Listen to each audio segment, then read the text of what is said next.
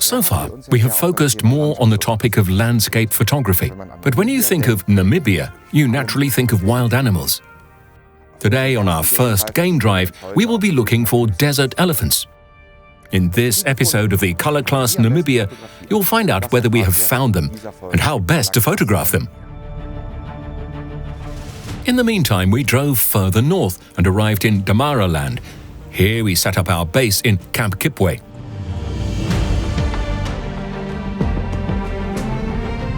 There is a good chance of finding the famous desert elephants in the nearby riverbed of the Abohuab dry river. After more than an hour of searching, we are lucky to find a group of elephants. The animals in Africa are, of course, one of the items on every photographer's agenda. Wildlife photography is one of the reasons why many photographers come to Africa.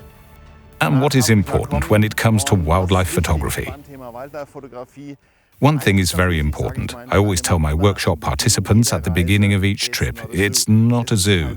What we see is extremely dependent on our luck. It is very difficult to plan something like this in advance.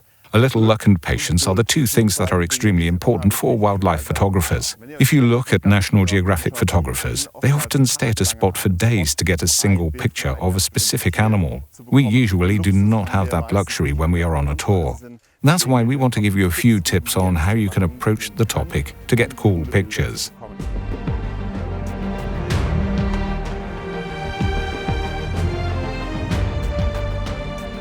In addition to luck and patience, what is also important is speed and flexibility. Often there is only a very short moment when an animal is perfectly in position or when it is visible at all. Some shy animals vanish when you approach them with the safari truck. That means I have to be able to react quickly. That's why I have two cameras with me. One camera is equipped with the 24-70 for animals that come a little closer to the safari car, and then a 100-400. This, of course, is for all animals that are a little further away. Because of the two bodies, I don't have to change lenses and can react much faster and more flexibly. I take photos with Sony lenses and have the new Alpha 7R Mark IV with me. What is the huge advantage? The IAF. It is not only for people but also for animals with the latest generation of Sony cameras. And it really works. I have already tested it extensively today. Elephants, giraffes, the IAF recognized perfectly the eye of the animal, which is of course a big help for wildlife photographers.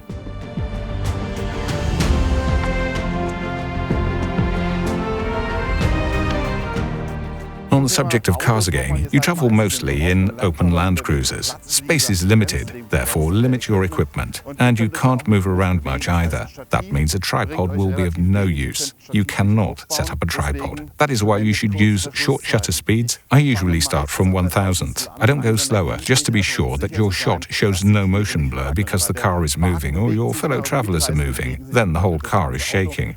I try to get 2,000th or at least 1,000th. I'd rather push the ISO sensitivity a bit higher. The modern cameras hardly produce any noise at all in the low ISO sensitivities, and therefore I prefer the ISO a bit higher to get short shutter speeds. Usually one of the most important things is taking pictures at eye level. This is mostly not possible in the safari vehicle because you're not allowed to get out of it. But if you can, and if there is space next to you, crouch down. Go as low as possible to get the lowest possible position, because this looks simply more beautiful in the pictures.